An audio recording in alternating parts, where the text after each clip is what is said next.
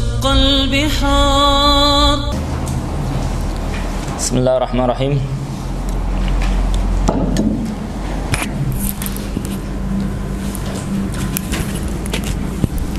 Alhamdulillah rabbil alamin wassalatu wassalamu ala Rasulillah wa ala alihi wa sahbihi wa wala haula wala quwwata illa billah.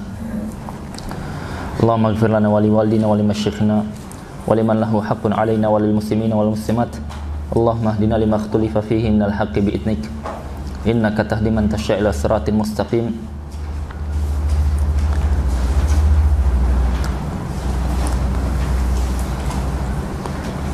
Ya, kita mau menginfokan untuk masalah materi kita setelah musyawarah dengan ustadz yang lain. Materi kita ini terlalu berat untuk kebanyakan ya.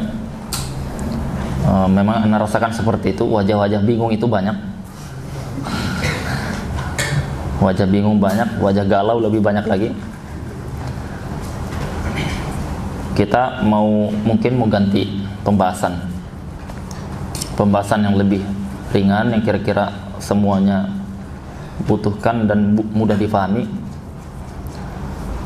Pilihannya pertama adalah pembahasan masalah Tazkiyatun Nufus ya, ada kitabnya Syekhul Islam, judulnya kitab Al-Ubudiyah, tentang penghambaan kepada Allah.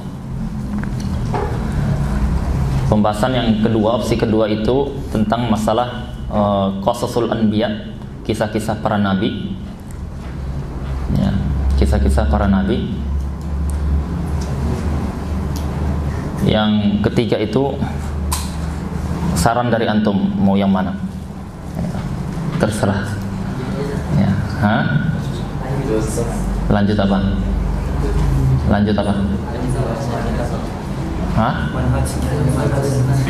manhaj. Antum suka masalah manhaj? Bisa nyambung? Enggak, begini aja. Opsi pertama, Tazkiyatun Nufus, tentang masalah hati, penghambaan kepada Allah, pensucian jiwa bagaimana. Yang kedua itu ada kitabnya, kitab Syekhul Islam Al-Ubudiyah yang kami pilih. Itu memang kitabnya luar biasa sekali. Butuh perhatian penuh dengan kitab itu. Yang kedua itu masalah tentang kisah-kisah para nabi, Qasasul Anbiya ya. Yang ketiga itu boleh saran, kitab ini Ustaz, misalkan Ustaz kita baca kitab yang di depan ini aja, yang tebal-tebal ini misalkan, atau yang biru itu yang lebih tebal lagi ya. Atau kita misalkan Ustaz kita kaji buku apa? Buku Sutra Ungu ya, tahu buku Sutra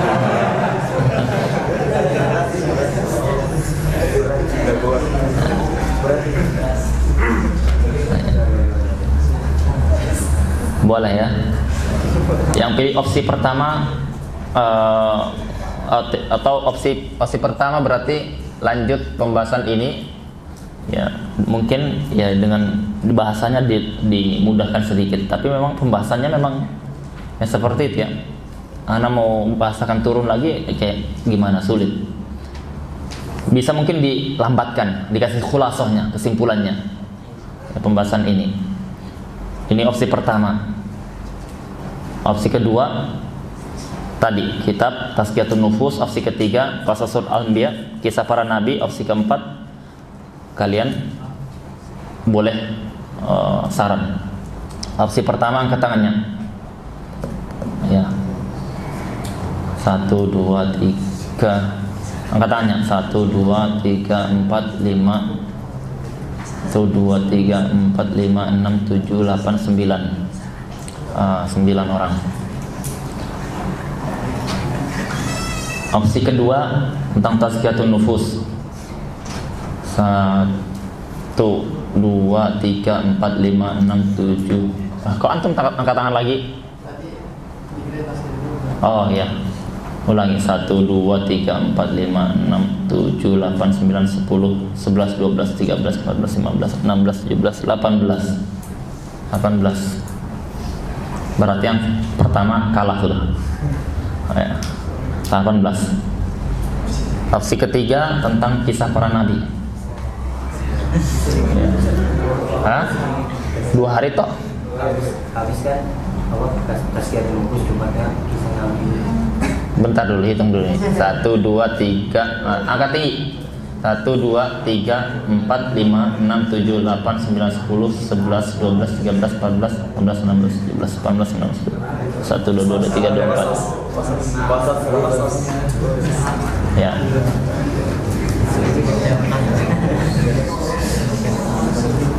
Hadapnya usul apa? Azmi. Jami. Oh, Azmi maunya Jami'ud Durus ya. Tidak apa-apa, nanti kita Jami'ud Durus nanti jam 1 malam. Ya. Al-Bidayah wan Nihayah itu kitab sejarah tebal ya. Lebih 10 jilid. Apa? Hah? Tazkiratus Sami', ana sudah baca banyak hadis-hadis lemahnya. Ada lagi? Antum? Kalau ini dijamak.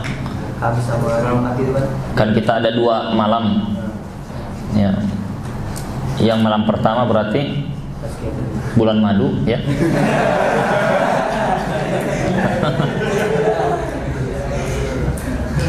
Yang malam pertama itu tentang masalah Tazkiyatun Nufus.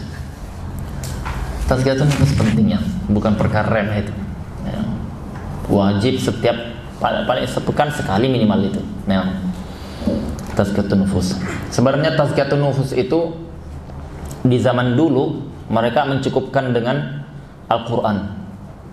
Artinya mereka ketika dibacakan ayat baik dalam salat maupun luar salat itu sudah mensucikan diri mereka, mensucikan hati mereka.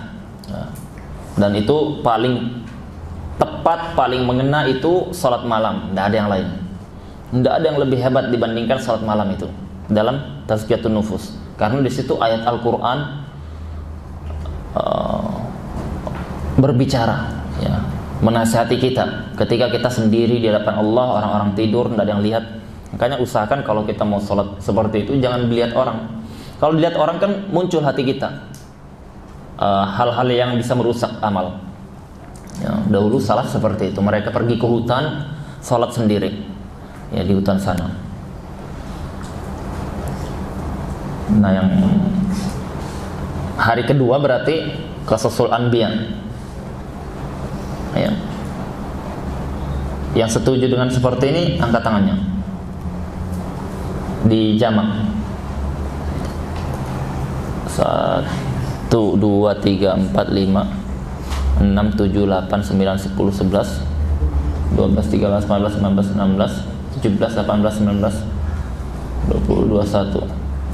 Sama dengan yang tadi, Qasasul Anbiya sama jumlahnya. Tidak pakai Tazkiyatun Nufus. Mau yang mana kalian? Hah? Ganti ya satu hari. Nggak kebanyakan pelajarannya. Kisah. Oh, kalau kisah nggak terlalu butuh pemahaman. Ya. Baik, sudah, kita jamak aja, kita jalan dulu. Yang kedua kita mau evaluasi, ya. Evaluasi kajian Ba'da Maghrib ini. Gimana dengan kajian Ba'da Maghrib?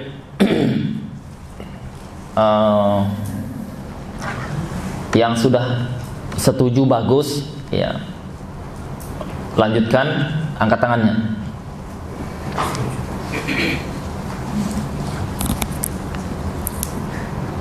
Ya, turun. Yang selainnya angkat tangannya. Kenapa?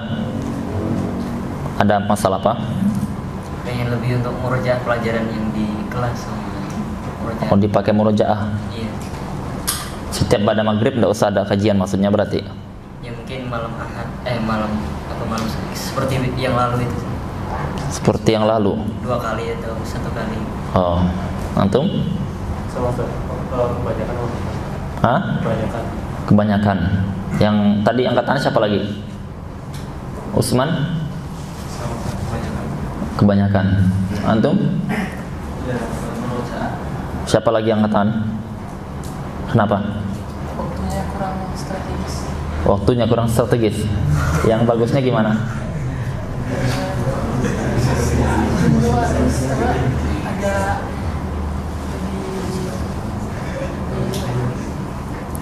dipanjangkan atau dipendekkan?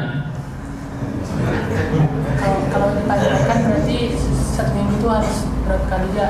Kalau dipendekkan berarti bisa 1 hari 1 kali. Sekarang ini kurang panjang atau kurang pendek? Kadang-kadang ada yang panjang, kadang-kadang ada yang pendek. Yang panjang yang mana? Kadang Ustaz Abu Ali ada agak lama tuh. Itu panjang. Ya Ustaz Abu Rahman. Panjang. Ustaz Abdul Hadi pendekan. Pas. Pas. Yang pendek enggak ada. Situ. Berdua orang ya. Oh iya. Waktunya kurang strategis. Nanti ini ya. Tapi banyak jumhur yang jumhur tadi lanjut gitu. Ya berarti antum yang lain-lain itu mengalah. Ya, kalian waktu pelajaran seperti ini yang mau murojaah misalkan, ya enggak apa-apa, kalian murojaah, ustadznya jelaskan, kalian tetap murojaah maghrib, enggak apa-apa. Ya, menjamak semuanya. Yang lainnya biarkan ini. Atau misalkan di luar di belakang yang mau murojaah. Karena anak pikir waktu antara maghrib dan isya ya artinya memang rata-rata pesantren seperti itu memang. Ini dijadikannya maghrib isya itu untuk pelajaran yang ini ya. Pelajaran tambahan untuk maklumat yang lain. Ya berjalannya 2 tahun 3 tahun kan terkumpul faidah-faidah yang tidak sedikit itu nanti. Karena kalau misalkan pada maghrib kita suruh murojaah, biasanya itu tidak murojaah, itu setengahnya. Ya biasanya tidak murojaah, malah lebih mudarat nantinya. Ya. Kemudian kita sekarang karena sudah ganti kitab, ya sudah berarti kita ini aja. Liqa maftuh. Ada yang punya apa? Atau anak infokan, ya infokan tentang perkembangan santri kita. Pertama itu Al-Akh Husni. Itu Husni sudah selesai 3 kitab. Kitab Mustalah Hadis karya Syekh Ali Jadullah sendiri, ya, Syekh Ali Jadullah itu yang ngajar kita dulu di Ma'rib. Kemudian selesai juga kitab yang kedua Manzumah Baiquniyah. Kemudian selesai kitab ketiga Nukhbatul Fikr karya Ibnu Hajar. Dan itu ketiganya adalah kitab tentang masalah mustalah hadis. Sebenarnya pembahasan yang mustalah hadis itu sudah beliau pelajari di sini, ya, sudah beliau pelajari. Bahkan sudah belajar jama' turuq lebih dari itu bahkan. Ya, tapi dia ikut gurunya jalan, ya, dan sudah diujikan dan beliau itu lulus, ya, dengan masya Allah lulusan yang termasuk beliau itu terbaik dan sudah dikasih ijazah dan sudah ngajar sekarang. Ya, beliau sudah ngajar sekarang. Kedepannya akan lanjut di sana. Mungkin sekitar 1,5 tahun sampai 2 tahun maksimal itu pendalaman ilmu hadis. Dan Husni ini termasuk yang santri terbaik kita memang. Ya, yang masalah ilmu hadis yang dia bagus, paling bagus itu Husni. Ya. Kemudian yang Muhaimi, kemudian Ali Abid, ya, kemudian ada satu juga santri kita, santri baru, tapi dia belum sempat masuk ke pondok, sekelasnya Muhaimi Abid juga. Dia sudah kita terima, dia sudah dites, dia terima masuk ke kelasnya fikih, memang mustawanya di atas yang lain. Dia juga gabung di sana, daurah sekarang. Jadi dia sekarang berempat di sana. Zaki namanya. Sudah hafal Sahih Bukhari. Yang beliau ini berempat ini perkembangannya luar biasa. Bahkan kata mudirnya Salman Al-Farisi, untuk 3 santri kita ini itu dipuji Syekh melebihi dibandingkan murid-murid yang lain, yaitu 3 ini yang memang terbaik, ya, kejar-kejaran mereka. Untuk hafalan Alfiyah Az-Zubad itu 1000 lebih berapa puluh itu Zubat itu alhamdulillah Ali sudah hafal, tinggal disetorkan ya, dan hafalannya Ali itu bagus mungkin. Yang 2 yang lain tinggal menyelesaikan, belum enggak banyak lagi, tinggal sedikit lagi. Target mereka selesai daurah, selesai hafalannya. Dan mereka juga ini sudah diuji ya, ada ujian. Ya, setiap selesai bab ada ujian. Sama mereka juga yang lulusan terbaik mereka, santri kita ini. Bahkan ini ada manzumahnya, ada manzumah dibuatkan salah seorang talib di sana. Orang Indonesia yang ikut daurah. Ini anak putarkan kalian. Kalau yang bisa bahasa Arab ya mungkin paham, kalau yang tidak bisa ya anda tahu. Pokoknya bahasa Arab bukan bahasa Madura.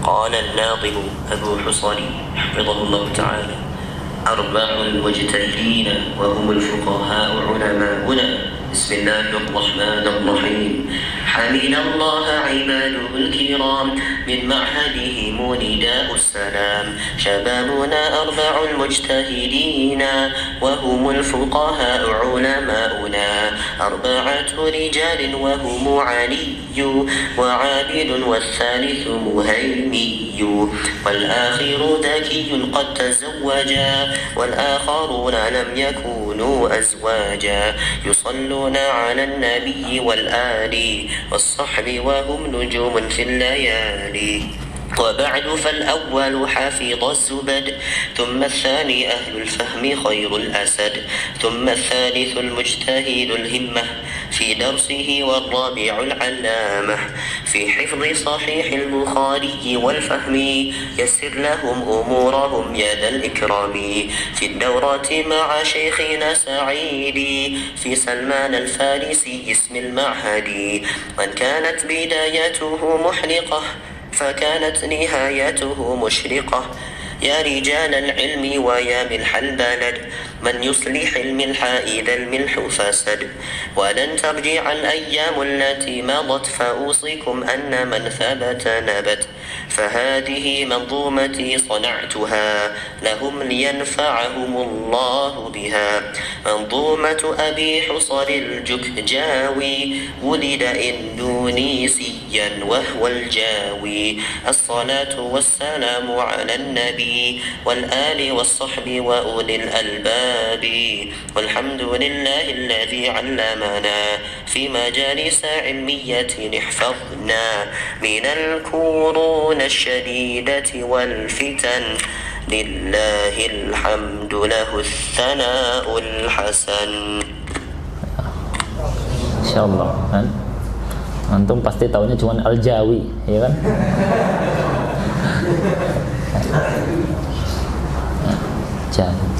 Orang Jawa itu sebenarnya paling cerdas dia. Kalau orang Arab, karena dia Jawa itu usia 5 tahun sudah lancar bahasa Jawa. Orang Arab belum bisa itu. Ya. Ya enggak zakir. Pola. Anak itu 7 tahun sudah di Jawa, lebih sudah, enggak bisa bahasa Jawa itu. Jadi kalau ke pasar dia bilang apa itu? Wolu seket. Apa gitu? Seket wolu. Ya, irobnya aja salah gitu kan. Ya. Nah, kalau di pasar itu ibu-ibu yang nenek-nenek yang ini belanja, dia hitungkan bahasa Jawa itu fasih sekali. Dengar iya. Ya. Jadi anak enggak tahu berapa itu. Ya, caranya anak keluarkan uang paling besar 100.000. Ini Bu. Ya. Jadi dikembalikannya berarti hitungannya gini, kembaliannya gini. Iya Bu. Ya. Jadi selamat ya, kita enggak ketahuan goblok-goblok amat gitu.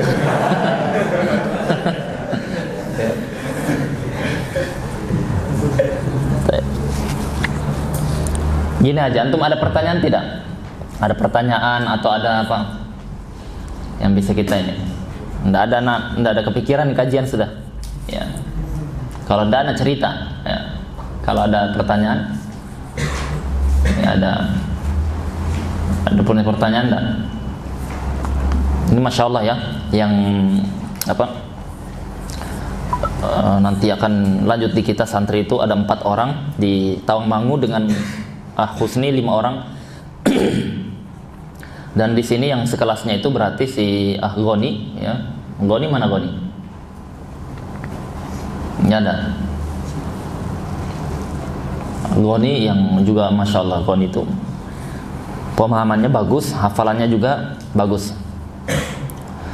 Di Manzumah itu ada disebutkan 2 perkataan ulama yang bagus sekali. Ya, perkataan ulama yang bagus sekali, sering diulang para ulama. Ada 2 tadi di Manzumah. Ada yang bisa sebutkan? Yang pertama apa? Yang pertama tadi apa?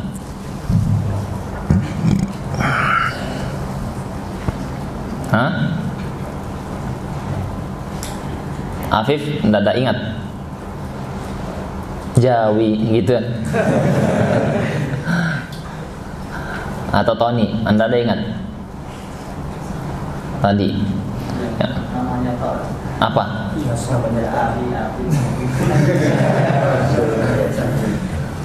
Di alit Mbak ini.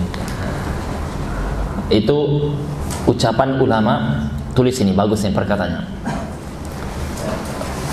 Yaitu man kanat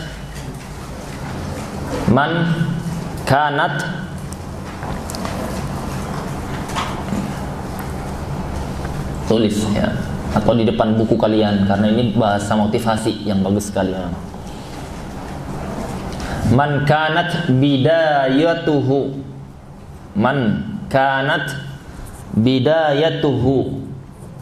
muhriqah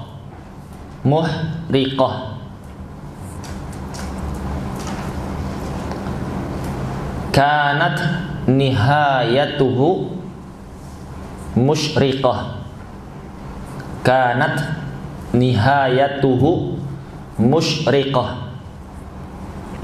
ya.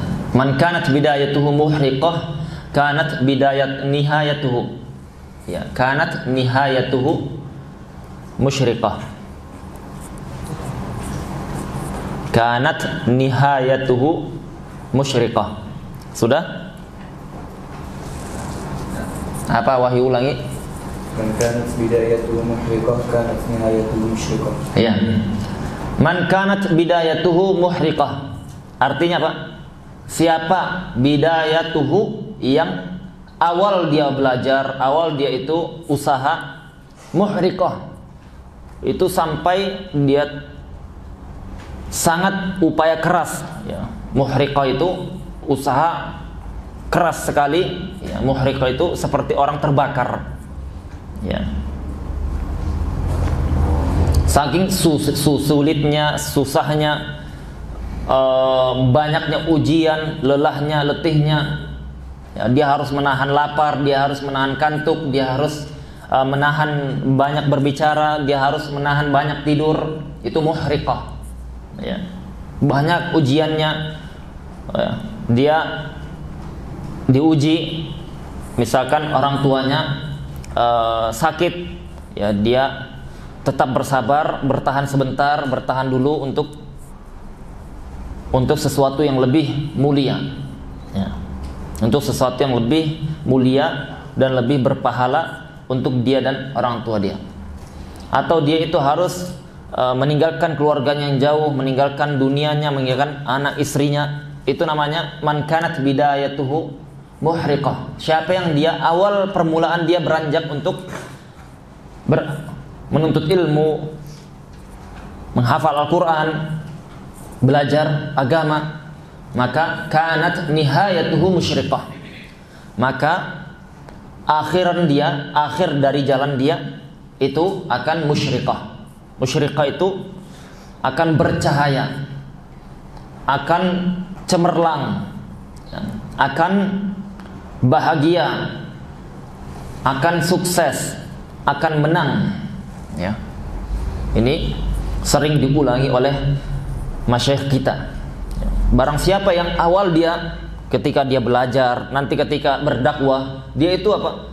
Banyak melalui hal-hal yang sulit, hal-hal yang rintangan yang tidak mudah. dia harus saharul layali, dia harus begadang malam. Di saat orang-orang tidur dia bergadang untuk murojaah pelajaran, untuk menghafal yang perlu dihafal, untuk mutalaah kitab. Ya.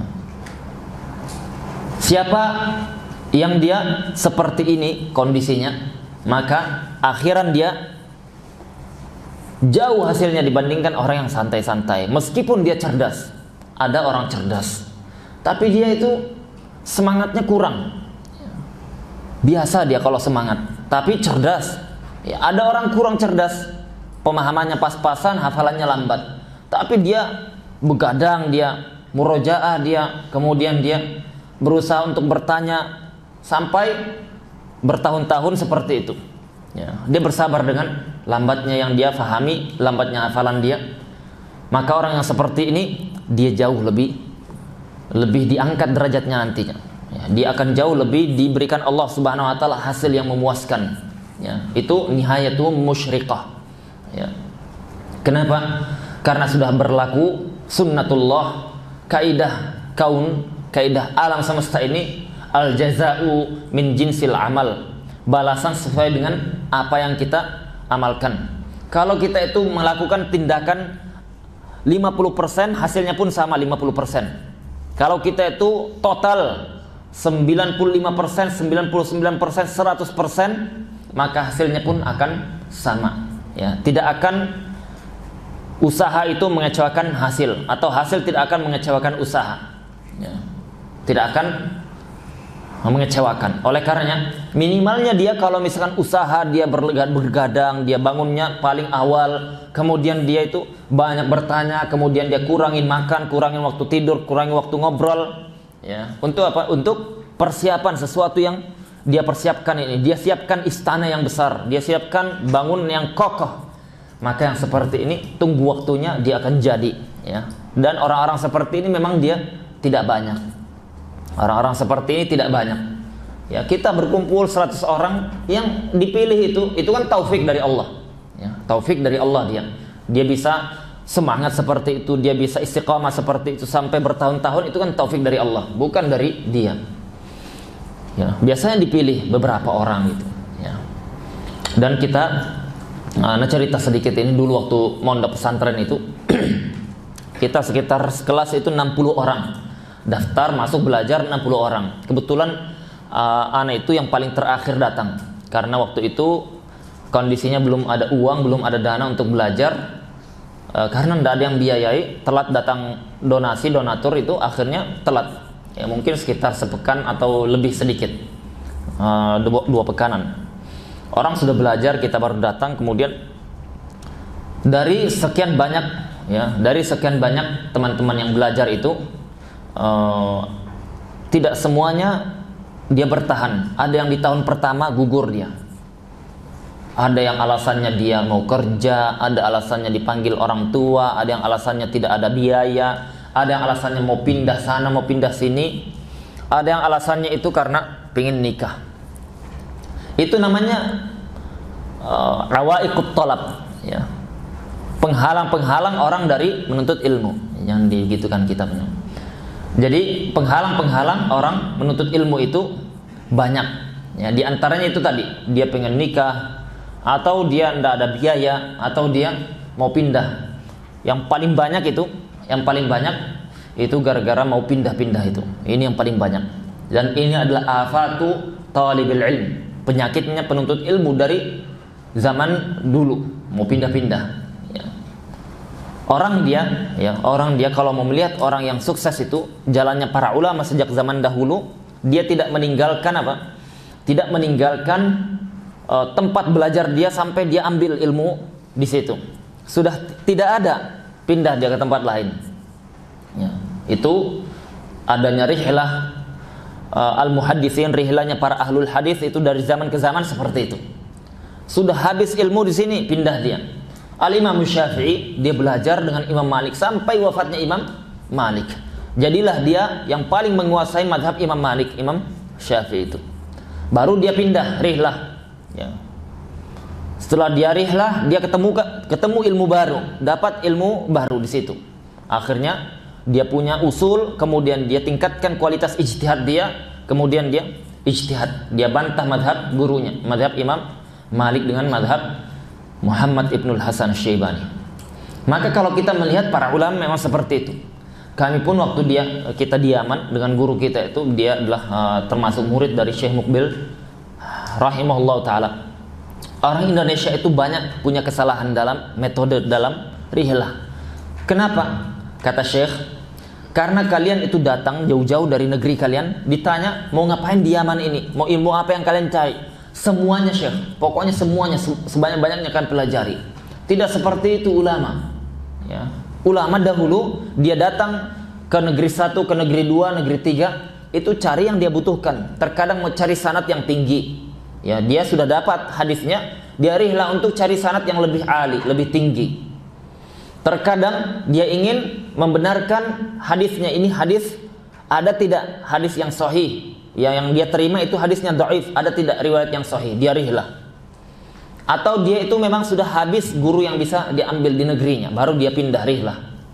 Atau dia tidak menemukan guru dengan ilmu yang dia inginkan, akhirnya dia rihlah, ya, dan seterusnya. Atau ada masyaikh yang datang di negeri seberang atau di negeri lain yang dia itu sudah tua usianya, sudah sepuh, khawatir meninggal, akhirnya dia rihlah untuk mengedepankan ini dulu agar dapat dapat berkah ilmu dan sanad yang tinggi. Itu alasan-alasan mereka, bukan jadi mereka sudah punya persiapan sebelumnya, ya. Bukan dia itu masih belum punya persiapan, enggak tahu yang mau dicari nanti ke depannya itu apa, ya, ilmu di tempatnya masih banyak, kemudian rihlah, ya. Itu zaman ulama seperti itu kondisinya, ya. Zaman ulama sama kondisinya seperti itu. Karena kita sebenarnya yang kita cari apa? Yang kita carikan ilmu. Ilmu itu ada ilmu yang dia harus dipelajari dengan guru, ada yang dia bisa dibaca sendiri. Yang harus dipelajari dengan guru ini kita temukan tidak guru itu di tempat kita. Ada tidak yang bisa ngajar itu? Kita butuhkan misalkan kitab bahasa, kita butuhkan kitab hadis, kita butuhkan kitab fikih. Ada tidak yang bisa ngajar itu? Sudah ada di negeri kita, sudah. Cukup dulu. Ya, cukup. Karena apa? Karena kita mau pergi ke tempat lain pun dia belum tentu bisa sama seperti yang kita bayangkan. Ya, belum tentu. Antum pikir yang belajar di luar negeri itu lebih bagus? Tidak. Tidak ada jaminan. Berapa banyak di tempat kita itu di Yaman yang belajar, yang pulang, yang kita rekomendasikan cuman hitungan jari, ya. Kalau kita ditanya sekarang siapa yang dia belajar di Yaman yang direkomendasikan Ustadz, kami mau ngambil dia jadi pengajar, Anda tidak tahu siapa, ya, karena kita tahu kawan-kawan kita gimana, ya.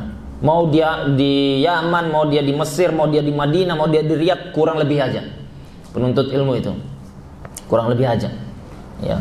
Karena apa? Karena dia tidak bisa dikontrol dia. Beda kayak di pondok, dikontrol, tidak ada handphone misalkan, tidak ada laptop, ya, ada belajar program kita, ada mutabaahnya, ada ujiannya. Di sana tidak ada, ya. Boleh pakai handphone, boleh pakai laptop, semaunya, internet mudah. Lah, siapa yang tahu kalau dia misalkan hari-hari pacaran kerjanya, hari-hari sosmed kerjanya, hari-hari pasang status yang tidak jelas, hari-hari murojaahnya kurang, main ngegame, siapa yang tahu? Nggak bisa dimarahi. Karena apa? Karena bukan pesantren kita. Kita mau apa? Ya. Di Yaman pun sama seperti itu. Ya. Sebagian murid itu dia kumpulkan film A, film B, film C, kemudian dia waktu belajar dia nonton serial ini, serial itu, sampai dia 4 tahun dia kuasai itu ceritanya itu. Ya, dikuasainya, bisa jadi sutradara baru dia. Tapi ilmu tidak ada. Ilmu tidak ada. Tapi ada yang di dalam negeri dia belajarnya satu kitab dia mutqinkan, dia hafal, dia murojaah, kemudian dia baca berulang-ulang, ya, sudah dipahaminya dia ulangi, diulang kali kedua, diulang kali ketiga, ya, kemudian dia diuji hafalannya, pemahamannya, lulus dia, ya, dapat dia sanad ilmu. Ini sudah cukup, itu yang dicari, ya. Tidak mesti harus keluar, ya. Tidak mesti harus keluar. Makanya ini pondok kita ini kedepannya ya kita akan ada kerjasama dengan perkuliahan, ada perkuliahan di luar negeri sana, cabang dari Mesir, itu bisa dapat gelar, ya bisa dapat gelar dalam waktu 2 tahun, ya, S1 sudah. Ya, orang kuliah misalkan 4 tahun, kita bisa dapat gelar 2 tahun. Ya, itu ada. Ya, dan yang dia artinya punya kemampuan, ya, punya kemampuan, kemudian dia itu bagus, ya, kita akan biayai yang seperti ini. Ya, kita akan biayai. Jadi dia dapat ilmu mulazamah, gelar pun dapat. Ya, kan sebenarnya itu yang kita cari itu. Gelar itu kan apa? Dia wasilah sifatnya. Dia wasilah, ya. Kalau kita bisa belajar dengan mulazamah dan dapat gelar, kenapa tidak? Ya, kenapa tidak? Kita ambil, ya. Karena apa? Karena ilmu itu ada di majalisul ilm seperti ini, majelis mulazamah seperti ini. Dia kalau kita lihat perbandingan, ya, antara sistem muqarrar yang dia menggunakan sistem mulazamah itu di mana-mana itu sudah terbukti, tidak perlu tidak perlu kita jelaskan. Dan di antar penuntut ilmu ada yang dia tasawurnya belum utuh, ya. Dan itu ana rasakan dulu. Dulu ana mondok itu, ana pengen ke Lipia, ana pengen ke mana namanya ini, ke STD Jember, ana pengen pindah ke ini ke itu. Ya biasa awal-awal belajar itu begitu, ya. Biasanya orang yang dia sudah tahu informasi di luar itu seperti itu, pengen ke sini, pengen ke situ. Perhatikan, ya. Ini ditahdzir oleh para ulama. Cara berpikir seperti ini ditahdzir para ulama, hati-hati. Ya. Kenapa mereka tahdzir, mereka peringatkan ini? Karena banyak orang yang terjatuh dalam masalah seperti ini, dia tidak selesai, dia pindah tempat satu. Belajar di situ ternyata tidak sesuai dengan yang dia gambarkan, tidak sesuai yang dia ekspektasikan. Ya, akhirnya jenuh dia. Belajar 6 bulan, 5 bulan, 1 tahun, enggak seru di sini. Dia mau pindah ke tempat sebelumnya yang ternyata lebih baik, dia malu, gengsi. Karena apa? Karena temannya sudah jalan. Dia kalau datang dia berarti ketinggalan dia. Akhirnya dia pindah cari tempat lain. Begitu sampai seterusnya. Akhirnya dia tidak punya hasil. Sudah sekian tahun, 4 tahun, 5 tahun berjalan, mana hasilnya? Nah, hasilnya penyesalan. Saya sudah selesai kitab ini di pondok ini, tapi kitab kedua belum. Pindah ke pondok kedua, ngulang lagi, ngulang dari awal lagi, karena tidak bisa dia langsung lanjut, karena ada aturan sistem, ya, di masing-masing pesantren. Ngulang lagi. Akhirnya, ini sudah saya pelajari, saya sudah bisa. Lambat ini teman-teman saya. Akhirnya jenuh, bosan dia, dan seterusnya. Dibuat oleh syaitan seperti itu, dan menyesal akhirnya. Dan ini ada terjadi bukan sedikit, banyak, ya banyak. Kita punya teman itu dari Al-Furqan pindah ini itu, akhirnya nggak bisa baca kitab dia. Sudah berapa tahun? 4 tahun, 5 tahun nggak bisa baca kitab. Ya, teman-teman yang semangat 6 bulan rata-rata sudah bisa baca kitab. Dia kurang sabar dia. Dia terlalu mengikuti egonya, terlalu mengikuti hawa nafsunya, tidak ikut bimbingan ahli ilmu. Coba dia musyawarah. Ya, musyawarah itu penting sekali. Musyawarah penting sekali. Banyak yang seperti itu. Ya, makanya kita itu melarang santri pindah. Silakan semua mau pindah juga tidak ada masalah. Kita tidak mau santri itu nanti menyesal. Karena banyaknya orang-orang yang menyesal sebelum kita ini, sebelum kalian. Banyak. Ya. Hati-hati itu. Dan itu bersyukurnya dulu ditahan terus dengan teman, dengan ustadz, jangan pindah. Antum akan merasakan nanti setelah ini, antum akan rasakan beruntungnya, bersyukurnya antum itu tetap bertahan. Alhamdulillah itu kita bertahan. Ya. Anak tidak tahu gimana hasilnya kalau pindah sini, pindah sana. Ya. Dan itu banyak. Di Yaman pun seperti itu, pindah sana, pindah sini, tidak ada hasilnya dia. Ya, dia cuma tahu kualitas pondok ini, kelebihannya, kekurangannya itu. Pondok yang B, kekurangannya, kelebihannya ini. Di sini makannya ini, pakai roti ini, rotinya bulat, di sini rotinya kotak katanya. Jadi apa? Dia cuma seperti itu, pengalaman seperti itu. Apa faedahnya seperti itu? Ya, tidak perlu harus mondok. Kalau itu tinggal ketik Google, gimana, apa kelebihannya pondok ini, bagaimana sistem pondok itu, kita dapat data. tanpa harus pindah-pindah. Ya, kan rugi. Dia rugi biaya, rugi waktu, rugi tenaga, rugi pikiran, rugi umur, semuanya rugi dia. Ya, hati-hati yang seperti ini. Yang kita cari apa? Apa yang kita cari? Kalian cari apa? Saya cari yang kuat bahasa, Ustaz. Antum sekuat apa sih bahasa yang antum inginkan itu? Ya, antum aja lemot di belajar di kita gitu kan. Antum mau cari yang lebih kuat lagi. Ya, antum mau cari yang seperti apa? Pindah nanti, ternyata ini sudah saya pelajari. Bosan dia, pindah lagi dan seterusnya. Dijadikan apa? Dijadikan bahan goreng-gorengan oleh syaitan. Ya. Jadi dia itu seperti bola, dilempar sana, lempar sini, ya. Main bola seperti itu. Dia akhirnya kasihan dia, ditendang sana, tendang sini, tidak ada hasilnya. Ya. Bolanya ditendang, ketika gol, yang teriak, yang suka itu siapa? Syaitan-syaitannya yang menendang bola itu. Ya. Sudah azan dulu.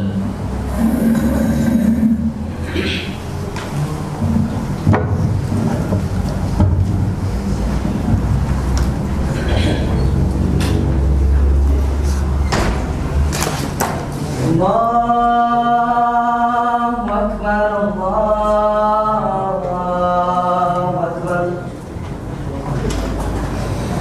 Allahu Akbar, Allahu Akbar. Asyhadu an la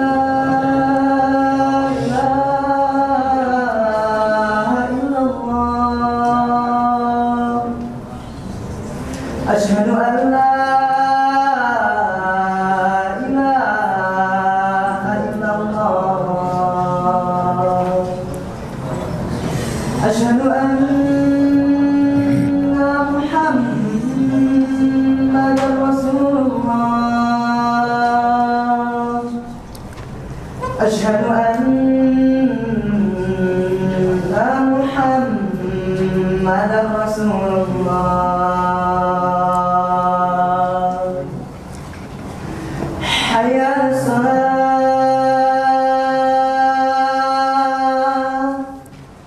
حي على الصلاة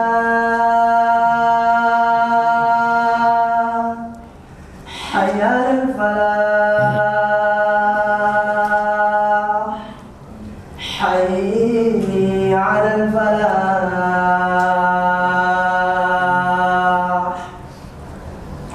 الله أكبر الله أكبر لا إله إلا الله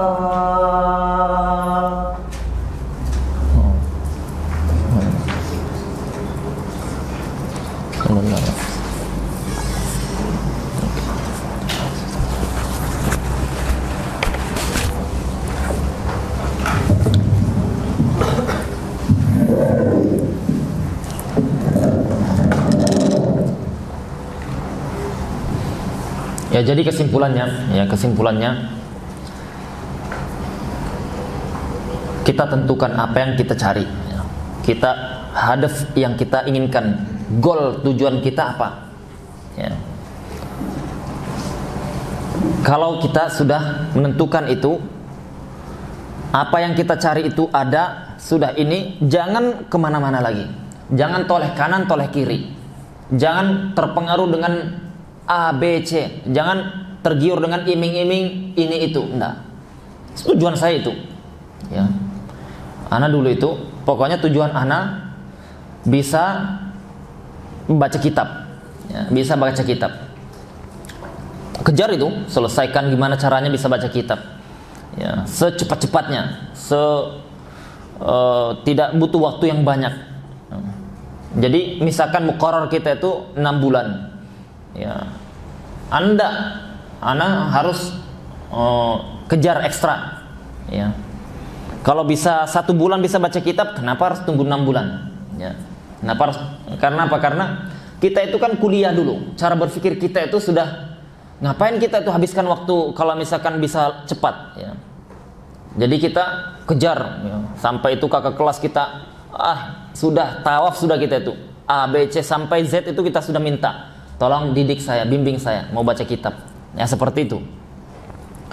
Ya, jadi sampai anak bilang satpam itu, ya, satpamnya anak datangin. Dia bisa baca kitab, anak datangin, minta baca kitab. Waktu zuhur siang orang-orang makan, anak ndak makan. Itu waktu untuk anak gunakan belajar ini dengan yang tadi anak bilang itu. Bagian satpam itu, ya. Sebenarnya jadi bukan satpam, dia bagian masalah absensi. Dia keliling absen ustadz yang dia ngantarkan kapur, ngantar spidol itu. Tapi dia punya ilmu, ya, anak belajar dan dia baca kitab itu. Setiap hari seperti itu. Ya, enggak sampai sekitar 3 bulanan kita sudah bisa baca kitab. Jadi kita itu apa? Tentukan tujuan apa? Sudah tentukan tujuan. Anak pengen bisa ini 1, 2, 3. Ya. Yang memang apa? Yang memang kita itu dengan tujuan itu kita fokus dan kita tanggung jawab dengan tujuan itu. Anak ndak bakal kemana-mana, ndak bakal banting setir, ndak bakal saya itu berpaling, ndak bakal saya pindah sampai saya dapat ini tujuan saya ini. Ya. Sampai saya dapat tujuan saya. Ya sudah, tentukan tujuan itu. Ada tidak di tempat yang kalian berada sekarang tujuan bisa kalian dapatkan atau tidak? Bisa kalian hasilkan atau tidak? Bisa kalian upayakan atau tidak? Oh Ustaz, saya di sini ndak ada. Ya, ndak ada. Saya butuh ilmu apa? Misalkan saya itu butuh ilmu mau belajar tafsir. Di sini tidak diajarkan tafsir. Ya, misal, ya, berarti kalian cari guru, cari informasi sebaik mungkin. Ya, ini penting ini. Pengalaman anak dulu, orang banyak dia ndak tahu informasi, belum utuh. Ya, sudah langsung pergirih lah dan seterusnya. Akhirnya kecewa dia. Ya, ini penting sekali ini, ini pengalaman hidup nyata yang kita rasakan. Cari informasi penting sejelas-jelasnya, detail. Ya sudah, oh betul dia ada ahli tafsir di sana. Pertanyaannya, bisa tidak dia ngajar? Ya, bisa dia ngajar berapa lama? Ya, jangan sampai ngajar cuma 1 jam, ya. Selebihnya kita nganggur. Ya, rugi. Ya, rugi. Bisa ngajar 2 jam. Ya, 2 jam cukup tidak untuk kita mau jadi mufassir itu? Ya, enggak cukup. Berarti cari informasi lain, cari opsi lain. Karena nanti kalau antum di situ, antum yang tadinya bisa 1 tahun, 2 tahun jadi 4 tahun, 5 tahun, rugi kan ini? Ya, rugi sekali. Ya.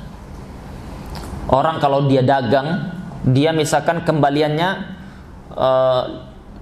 misalkan 1.000 rupiah, ya, 1.000 rupiah, atau misalkan kurang 1.000 rupiah, pembeli ini bayar tapi kurang 1.000 rupiah. Kalau penjual yang dia betul-betul dia hitungannya bagus, kemudian dia ndak bakal itu udah 1.000 ndak apa-apa, dia hitung, ya, kembalikan atau kurangi barang yang dibeli. Kenapa seperti itu? Ya. Ada pernah antum masuk ke misalkan market-market yang di luar itu, oh enggak apa-apa kalau kurang, enggak apa-apa. Ya. Kurang 1.000, kurang 2.000 enggak apa-apa. Nanti saya talangi.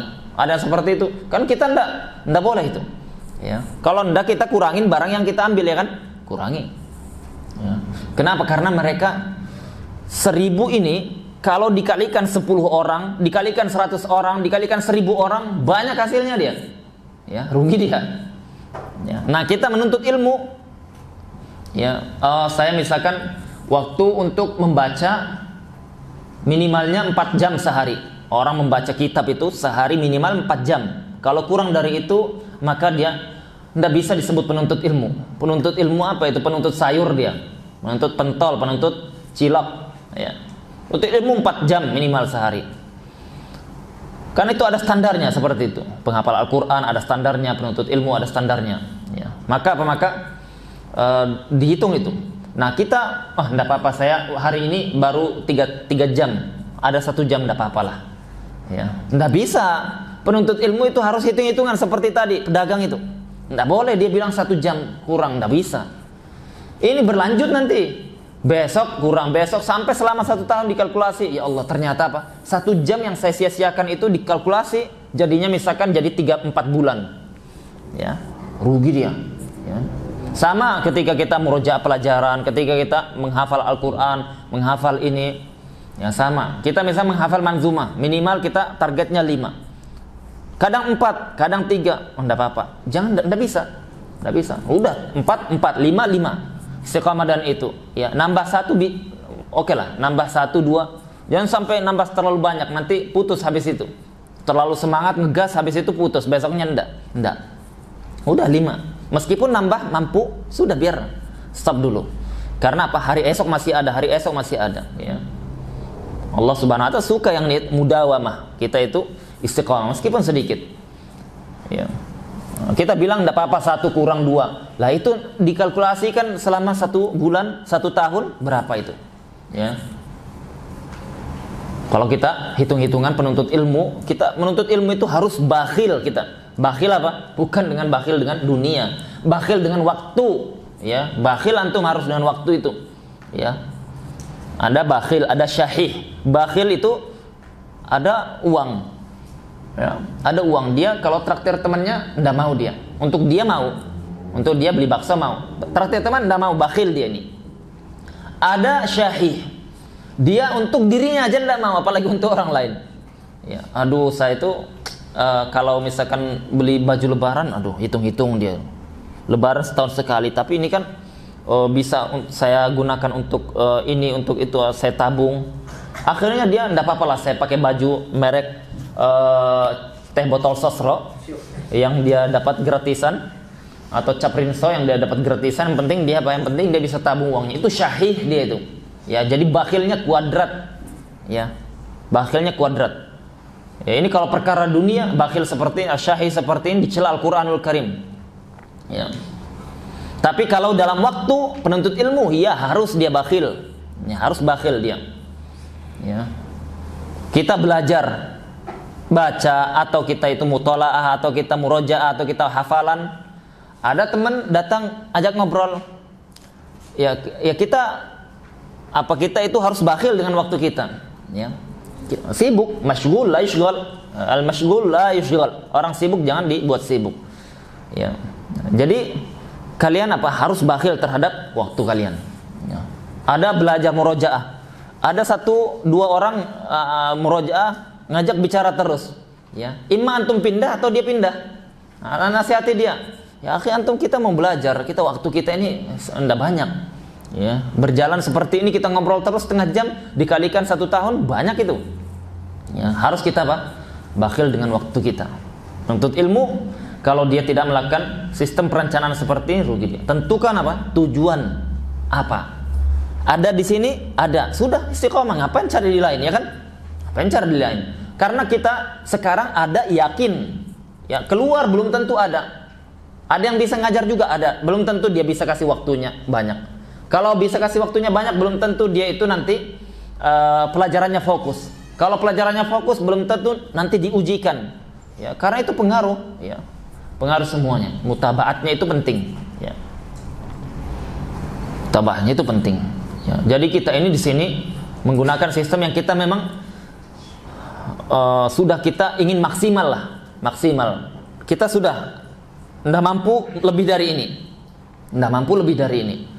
Ya, lah kalau misalnya kita sudah maksimal, nggak mampu lebih dari ini, kemudian kalian meresponnya dengan respon yang negatif atau kurang semangat, kurang greget, yaitu kesalahan kalian. Fala yalumanna illa nafsahu.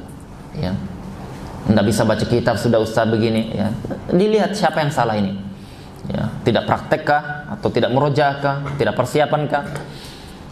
Ya, maka ini penting. Jadi kalau tidak ada sama sekali, baru kalian silahkan cari di lain, ya, cari di lain.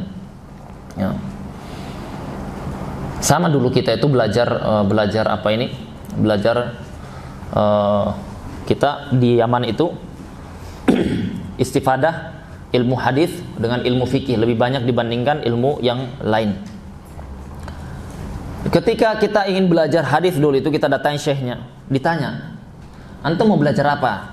Antum mau fokus apa? Itu syekh suka ilmu hadis, suka saya itu. Begadangan kita itu, semangat kita itu. Tinggalkan istri kita, enggak masalah. Tapi saya lebih cinta, lebih suka ilmu fikih. Enggak bisa saya itu lama-lama enggak belajar fikih itu. Saya kalau sudah belajar fikih itu rasanya nikmat aja, seperti gempa bumi enggak terasa. ya, tidak terasa, ya. Tapi kabur juga. Kalau ada gempa bumi kabur juga, ya, tidak terasa tadi. Ya. Kita seperti itu. Syekhnya bilang, ya, kalau seperti itu, ya, antum cari di tempat lain. Di sini tidak ada, dia bilang. Ya. Syekhnya jujur, ya, di sini tidak ada. Si fulan ada ilmunya tapi tidak bisa ngajar karena waktunya sibuk dan yang lain. Si fulan ada waktunya tapi kurang bagus ilmunya, tidak sekuat yang lain. Ya. Dia bilang antum pergi ke daerah ini, dia ngarahkan ke Tarim. Ya. Nah di situ sudah anak putuskan sudah. Ini terakhir kali sudah kita di Ma'arif ini sudah cari informasi, pergi langsung kita survei ke Tarim sana, ikut daurah survei sudah ini ada syekh yang siap ngajar, kemudian ini sudah informasi utuh baru kita melangkah. Ya dan betul, ya betul kita akan sesuai dengan yang kita inginkan, kemudian kita berjalannya bagus, ya kemudian kita itu menghasilkan dalam waktu singkat apa yang tidak dihasilkan dalam waktu panjang, ya. Menghemat waktu. Nah ini penting ketika belajar, ya. Ini kalau kalian semangat, ya ini rambu-rambunya yang memang sudah teruji, sudah kita real, kita rasakan langsung. Tapi kalau antum tidak semangat, ini khitab ucapan ana ini tidak ditujukan untuk orang yang tidak semangat. Yang tidak semangat dia nanti akan terfilter dengan sendirinya. Meskipun kami itu nasihati berbusa-busa, kalau memang dia tidak semangat, kita kasihkan dia kebaikan untuk akhirat, dia enggan, dia tidak mau, ya sudah, biarkan. Nanti dia mau pindah, nanti dia tidak betah di sini, silahkan. Dan memang kita tidak pernah mempertahankan santri yang seperti itu. Ya, kita justru berharap dia itu cari mungkin yang lebih manfaat bagi dia di luar sana dibandingkan dia harus bertahan di sini. Bertahan di sini kan dia apa? Kayak mati suri aja. Dia bertahan di kelas juga kasihan yang lain yang cepat, ya. Dia mau kita keluarkan dia tidak punya kesalahan gitu kan, tidak punya kesalahan. Tidak boleh kita cari-cari kesalahan. Ya sudah seperti mati suri jadinya. Mending dia itu cari yang lebih bermanfaat untuk dia. Ya. Itu tentukan dulu tujuan. Kalau sudah kita tentukan tujuan, kita cari yang memang dia itu manhajiyahnya benar, ya. Khulasanya semua yang kita sampaikan ini kita terapkan sudah di sini. Kita sudah terapkan di sini, ya. Jadi kalau misalkan dia masih ada alasan ini alasan itu, ya itu kita tidak tahu, ya. Tapi kalau misalkan kalian memang mau cari yang tidak ada di sini, silahkan. Kalian itu mau cari tempat lain, silahkan. Tidak kita tahan. Tapi kalian harus perhatikan, ya. Perhatikan. Jalan menuntut ilmu itu banyak sekali rintangannya. Banyak rintangannya. Yang paling apa? Yang paling sering terjadi itu masalah kecil jadi besar dia. Ya, perhatikan ya. Masalah kecil jadi besar dia. Ditelepon orang tuanya, gimana Bu, sehat? Ya ini agak sesak-sesak nafas ini biasa, sama semua namanya orang tua pasti akan sakit, dia panas, dingin, sesak, pusing, biasa. Kepikiran dia, orang tua saya ini sesak ini, siapa yang rawat dia gini. Masalah itu kecil padahal sudah dia berdoa, ya Allah sembuhkan ibu saya. Ya ada bapak saya yang jaga, ada ini. Tapi dia kepikiran jadi besar dia. Jadi besar. Syaitan masuk. Ibu bukan hanya ibumu sakit itu. Nanti kalau bapakmu jaga dia tidak bisa cari kerjaan, dia tidak bisa cari nafkah. Padahal itu tidak terjadi. Syaitan datang bisiki dia. Ya, syaitan datang bisiki dia. Begini. Nanti kamu percuma kamu menghafal Al-Quran, percuma kamu belajar, tidak birrul walidain. Luluh dia. Akhirnya makin besar ini masalahnya. Akhirnya sudah, saya mau pulang aja. Lah kenapa? Orang tua begini begitu. Ternyata ketika dia pulang tidak seperti itu, ya tidak seperti itu. Dia pulang, ya dia rawat orang tuanya. Pintar syaitan kan, pelan-pelan dia. Syaitan pelan-pelan rawat orang tuanya. Sudah orang tuanya agak mendingan, kayaknya saya bagus bantu-bantu dulu. Kayaknya saya bagus jualan ini di rumah. Kayaknya bantu bapak ini. Akhirnya hilang keinginannya menuntut ilmu yang tadinya semangat. Dan seperti ini banyak. Ya, banyak. Hati-hati kalian itu memahami atau menyikapi masalah. Jangan masalah kecil aja, ya, langsung kendor, ya. Enggak. Ya, penuntut ilmu itu kalau dulu kita secara psikolog itu ada seperti apa namanya ini? Wortel. Wortel kalian pernah lihat kalau kita ke gunung lihat tanaman wortel itu? Ya, dia kan indah dia. Ya, indah warnanya Masya Allah, orange seperti itu. Pernah lihat wortel kalau di pegunungan? Anda pernah lihat? Wortel. Anda pernah? Sama, Anda pernah juga. Nanti kapan-kapan lihat YouTube itu wortel, tulis gimana di pegunungan gitu. Dia indah dia, ya. Tapi di balik keindahannya dia, ya kelihatannya mau kita makan semuanya, kayaknya kita mau lahap semuanya, segar. Tapi dia wortel itu kalau dia mau dimasak, dia dimasukkan ke panci sudah panas, layu dia, langsung layu dia. Tidak ada tenaganya, udah kita lihat biasa aja sudah. Tidak sehebat, sesegar, seganteng tadi. Ya. Sama, ada datang penuntut ilmu, dia datang. Ya. Datang, Masya Allah. Masya Allah, saya tinggalkan negeri sultan saya.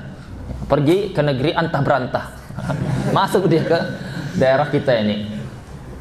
Ya. Saya siap berjuang, saya siap berjihad. Apapun yang harus saya hadapi. Meskipun kepala sukunya jin, saya akan hadapi.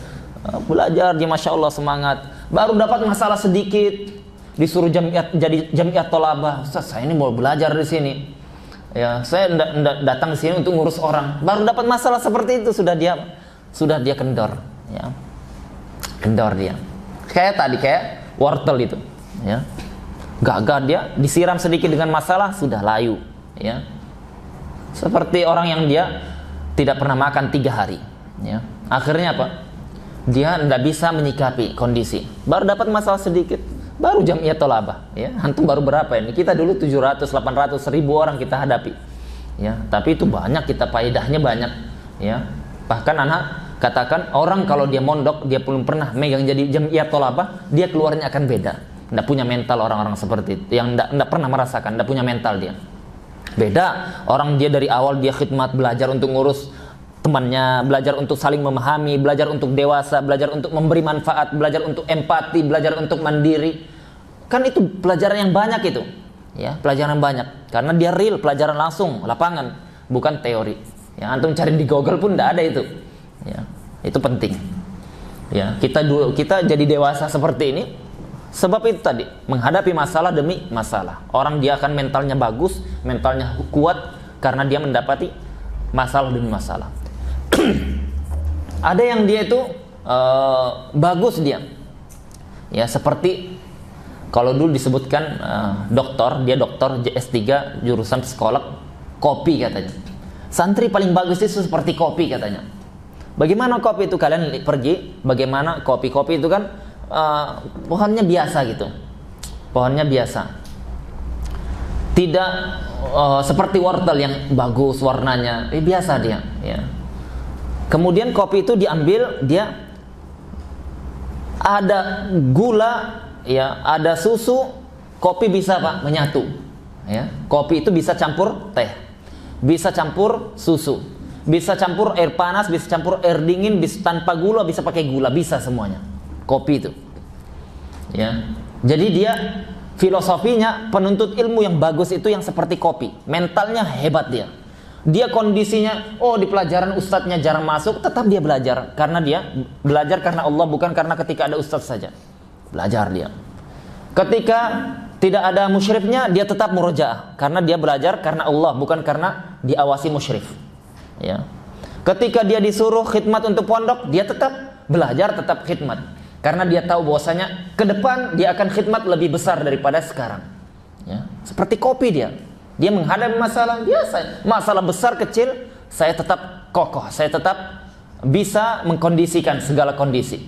Ya. Nah, orang seperti ini yang dicari, mental sukses itu seperti ini dia. Ya, bukan dia yang semaunya, saya mau seperti ini.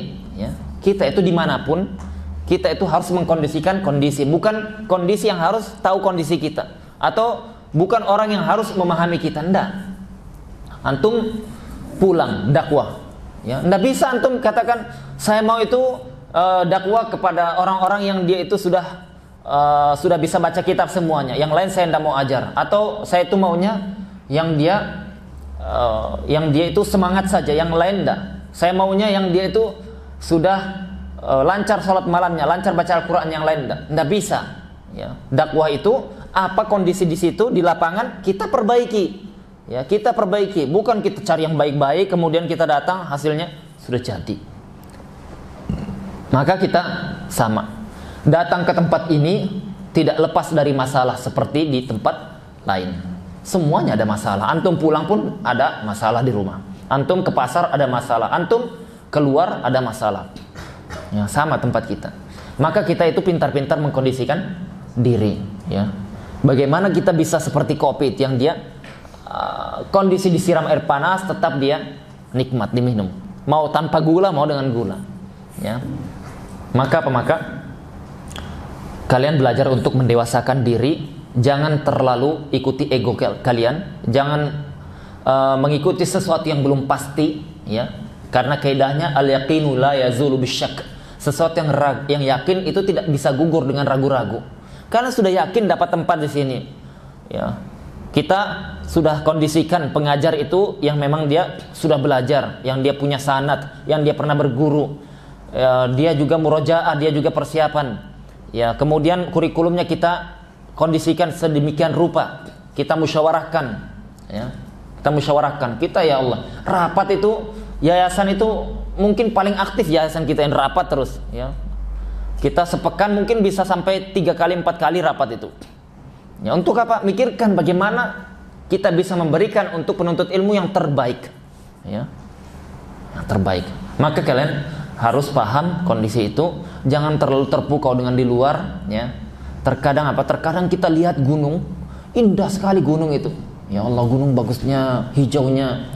Ketika kita datang di situ ya, dugul-dugulan, ada duri, ada batang, ada batu-batuan, terjal. Itu kelihatannya indah dari jauh, tetapi ketika kita datang seperti itu. Tidak ada di dunia ini yang tidak ada masalah, tidak ada kurangnya. Siapa yang mau cari semuanya sempurna, baik semuanya, tidak ada masalah, itu tidak ada kecuali di surga. Ya. Subhanakallahumma wa bihamdika asyhadu an la ilaha illa anta astaghfiruka wa atubu ilaik. Assalamualaikum warahmatullahi wabarakatuh.